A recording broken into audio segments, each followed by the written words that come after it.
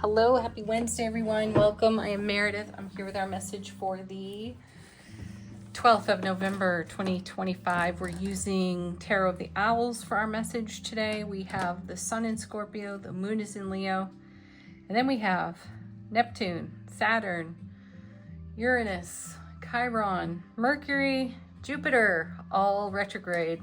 Hey! We're tuning into the energy atmosphere of the day today. What's on offer to us? What blessings await? Our first card is, ooh, nice, the King of Swords. Well, we're being very decisive and discerning, which is excellent. Let's see what it's connected to. Three of Cups. Nice, our celebration.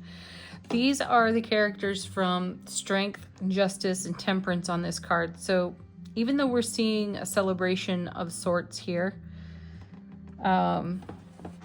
there's a lot to consider with those energies of justice. We're talking about harmony. Temperance, we're talking about divine alchemy.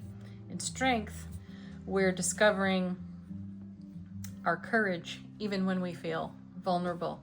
And to have the King of Swords in front of all that is powerful, because this is making decisions, making choices, and being very resolute in the direction we choose for ourselves. Brilliant clarity, everlasting strength, and that Ace of Swords that he carries. So I like that we're in celebration mode. Where are we taking it? Into the Knight of Cups. Now the Knight of Cups was in yesterday's reading as well. So we're in momentum with our Ace of Cups. So our love, bliss, joy, happiness on overflow is right in the center of the reading. So we're taking our celebration on the road and our discernment too. Where's it going? We have two cards. We have the Moon. This is intuition. And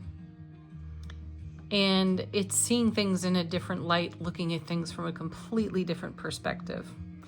And I just want to share with you that I've chosen this deck for this week because I've recently learned that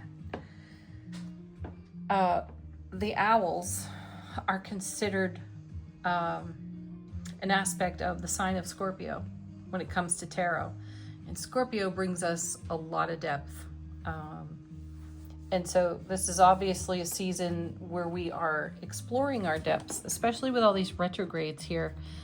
We're reconsidering, we're taking a look at things, we're deciding what works, what flows, what doesn't. And we're eliminating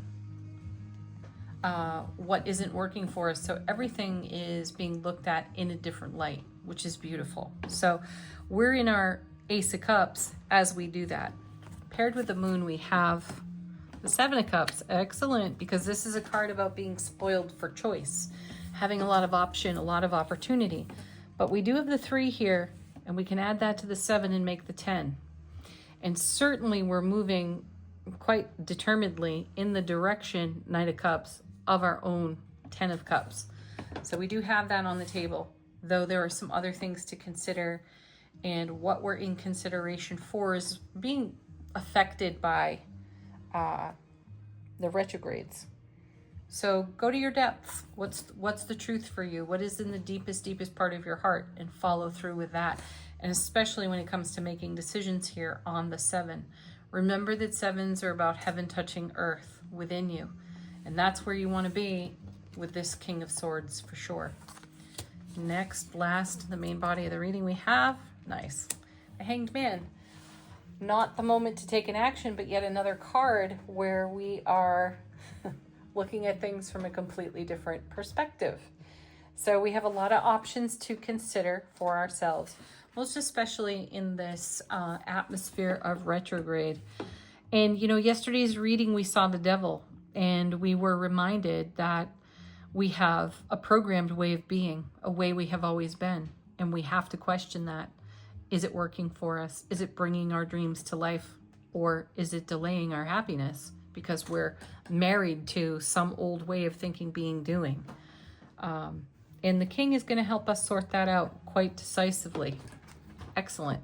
So while you may be in consideration for something today, it may not be the very best day to take an action on it, though it is a great day to meditate on it.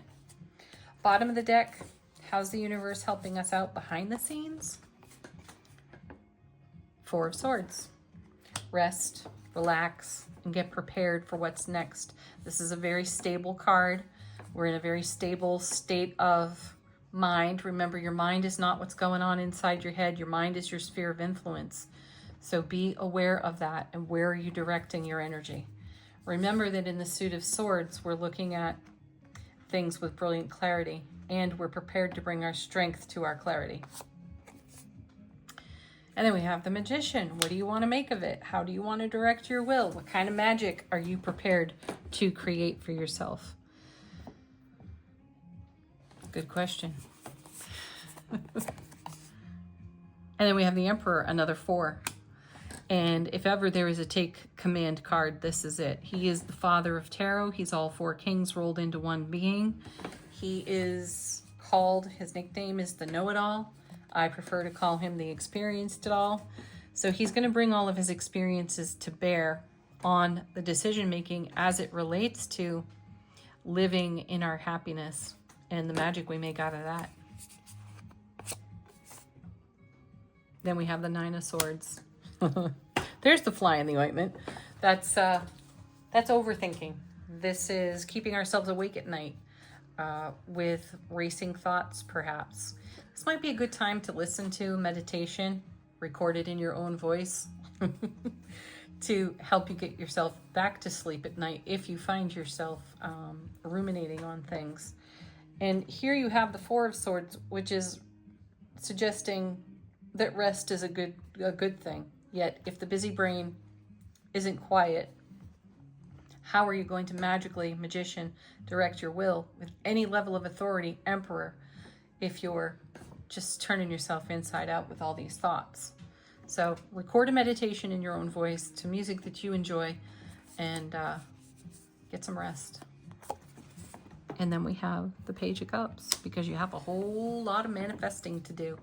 Your Ace of Cups in his hand is overflowing at this time, and that overflow brings your manifestation to life on your foundation.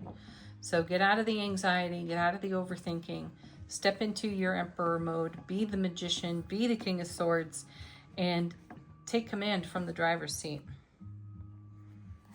Nice. All right, let's take a look at Angel Answers. Put a question to the deck if you have one.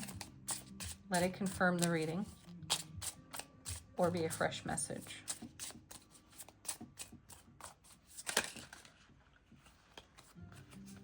It's up to you is our first card out. Yes, it is. No one else. 2 other cards flipping over.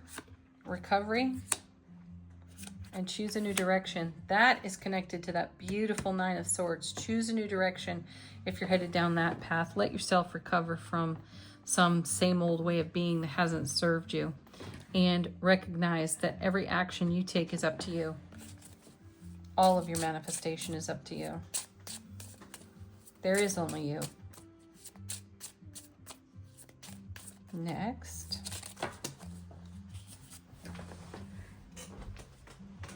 Got one on the floor, folks. Our emphatic, yes. Well, that was worth it. And then, ooh, 2 days in a row we have forgiveness. There's the Ho'oponopono. Let yourself off the hook with that 9 of Swords. It's just an old way of being, and you're loving it into wholeness. So this is, I'm sorry. Please forgive me. Thank you. I love you. And then one more card off the bottom. Remain positive. Final word on our reading today from angels and ancestors. How is our soulful presence informing our waking consciousness?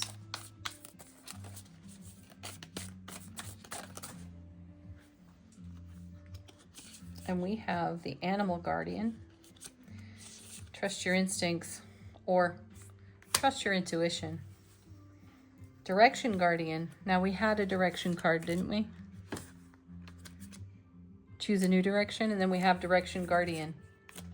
So be very, very thoughtful when it comes to that 9 of Swords. You might not even recognize that you're undermining yourself, because that story might be one that's so old, it's so familiar. Anyway,